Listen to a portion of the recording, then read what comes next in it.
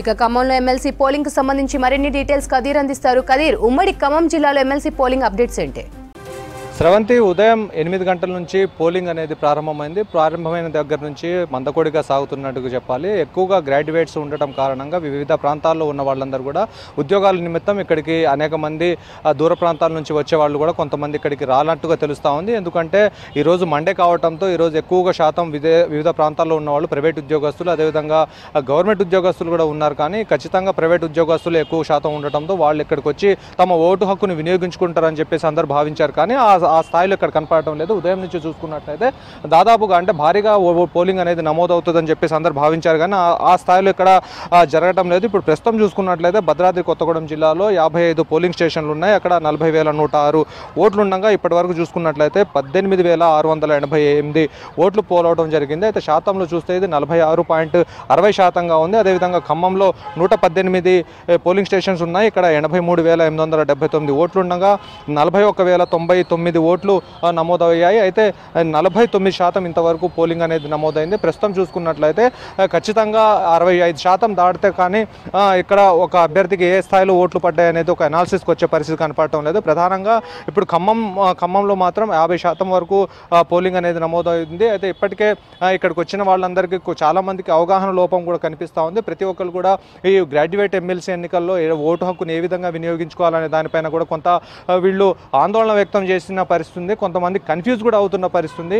అంటే ఎవరికి మొదటి ప్రాధాన్యత ఓటు వేయాలి, ఏ స్థాయిలో ఎలాంటి అక్కడ ప్రికాషన్స్ తీసుకోవాలనే దానిపైన కూడా కొంతమంది కన్ఫ్యూజ్ అవుతున్నట్టుగా మనం కొంతమందితో మాట్లాడితే తెలుస్తూ ఉంది. ఎందుకంటే ఇక్కడ పెట్టిన ఏదైతే ఫ్లెక్సీస్ ఉన్నాయో, బ్యానర్స్ ఉన్నాయో వాటిని ఎవరు కూడా పరిశీలించడం లేదు. పరిశీలించకుండానే లోపలికి వెళ్ళి ఓటు వేసే క్రమంలో కొంత కన్ఫ్యూజ్ అవుతున్న మాట అయితే ఇక్కడ స్పష్టంగా కనిపిస్తూ ఉంది. ప్రధానంగా చూస్తే యువత ఎక్కువగా ఈసారి కొత్తగా ఓటు నమోదు చేసుకుంది. ఓటు నమోదు చేసుకున్న తర్వాత యువతనే ఈసారి ఎక్కువగా పార్టిసిపేట్ చేస్తుందని చెప్పేసి భావించారు. కానీ ఆ స్థాయిలో యువత కూడా ఎక్కువ కనపడటం లేదు. ఎక్కువగా భద్రాద్రి కొత్తగూడెం జిల్లాలోనే పోలింగ్ అనేది నమోదవుతుందని చెప్పేసి భావించారు. కానీ ఖమ్మంలో ఎక్కువగా పోలింగ్ అనేది నమోదవుతా ఉంది. ప్రస్తుతం 52 మంది అభ్యర్థులు ఇక్కడ బరిలో ఉన్నారు. ప్రధానంగా చూసుకుంటే 3 పార్టీల మధ్యనే ఇక్కడ తీవ్ర ఉత్కంఠ అనేది నెలకొని ఉంది. అయితే ప్రస్తుతం చూస్తే ప్రతి ఒక్క పోలీస్ స్టేషన్ దగ్గర కూడా ఖచ్చితంగా 144 సెక్షన్ అనేది ఇక్కడ ఉంది. 144 సెక్షన్తో పాటు ఎవరు కూడా ఒక నలుగురు వచ్చి ఇక్కడ ప్రచారం చేసే విధంగా లేకుండా దాదాపుగా 100 మీటర్ల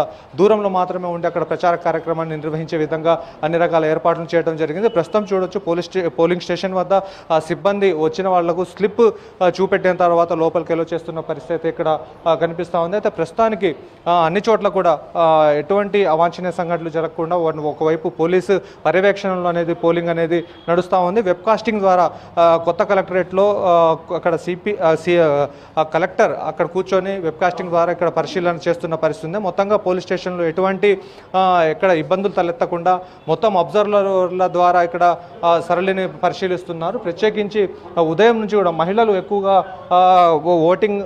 ఓటింగ్లో పాల్గొంటున్నారు. అయితే ప్రధానంగా చూసుకున్నట్లయితే కొణిజర్ల మండలంలో ఎక్కువగా అంటే కామన్ అసెంబ్లీ సమయంలో ఏ విధంగానైతే ఓటు హక్కును వినియోగించుకోవడానికి బారులు తీరుతారో అదేవిధంగా ఈరోజు గ్రాడ్యుయేట్ ఎమ్మెల్సీ ఎన్నికల్లో కూడా పార్టిసిపేట్ చేస్తున్న పరిస్థితి. కొణిజర్ల మండలంలో అత్యధికంగా అక్కడ ఉన్న యువత అదేవిధంగా ప్రతి ఒక్కళ్ళు కూడా అక్కడ ఓటింగ్లో పార్టిసిపేట్ చేస్తున్న పరిస్థితి. ప్రధానంగా ఉద్యోగస్తులు అదేవిధంగా విద్యార్థులు ప్రైవేట్ ఉద్యోగులు అందరూ కూడా ఈసారి ఖచ్చితంగా దీన్ని చాలా ప్రతిష్టాత్మకంగా తీసుకొని ఖచ్చితంగా తమ ఓటు హక్కును వినియోగించి ఇక్కడ సమాజంలో ఒక నవ సమాజ నిర్మాణం కోసం తమ యొక్క వంతుగా కృషి చేయాలని చెప్పేసి అందరూ భావించి ఈరోజు ఓటు హక్కును వినియోగించుకుంటున్న పరిస్థితి. అయితే ఇప్పటికే కొంతమంది ఎక్కడైతే లోపల వాళ్ళు ఉన్నారో వాళ్ళు లోపల ఉన్నారు, వాళ్లకు 4 గంటల తర్వాత కూడా అనుమతి ఉంటుంది. 4 గంటల తర్వాత పోలింగ్ ప్రక్రియ అనేది ముగిసిపోతుంది.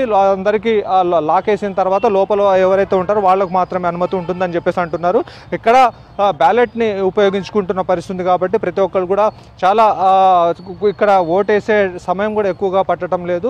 ఇక్కడ చాలా ట్రాన్స్పరెన్సీగా ఓటు హక్కును వినియోగించుకునే విధంగా అధికారులు అన్ని రకాల ఏర్పాట్లను చేయడం జరిగింది. ప్రధానంగా చూసుకున్నట్లయితే ఖచ్చితంగా 4 గంటల తర్వాత అంటే 2 గంటల తర్వాత ఎంత శాతం పోలింగ్ నమోదవుతుంది అనే దాని గురించి వివరాలు అందిస్తున్న పరిస్థితి కనిపిస్తూ ఉంది. ప్రధానంగా చూసుకున్నట్లయితే 1,23,000 ఓట్లు ఉండగా ఖచ్చితంగా పోలింగ్ శాతం ఎంత నమోదవుతుందనే దానిపైన ఇంకా చాలా స్పష్టత వచ్చే అవకాశం కనపడటం లేదు. ఏదైనా కానీ ఖమ్మం వరకు చూసుకున్నట్లయితే ఖమ్మం జిల్లాలో ఎక్కువగా పోలింగ్ శాతం అనేది నమోదయ్యే అవకాశాలు కనిపిస్తూ ఉన్నాయి. ప్రధానంగా చూసుకున్నట్లయితే భద్రాద్రి జిల్లాలో అక్కడ ఏజెన్సీ ప్రాంతం కావడంతో అక్కడ ఎక్కువగా యువత ఉండటం కారణంగా వాళ్ళు ఈసారి ఖచ్చితంగా తమ ఓటు హక్కును వినియోగించుకుంటారని చెప్పేసి భావించారు. కానీ ఖమ్మంలో మాత్రమే అలా ఓటు హక్కును ఎక్కువగా వినియోగం జరుగుతూ ఉంది. ప్రస్తుతానికి 4 గంటల తర్వాత అసలు ఎంత నమోదైందనేది ఒక స్పష్టత వచ్చేది ఉంది. స్రవంతి.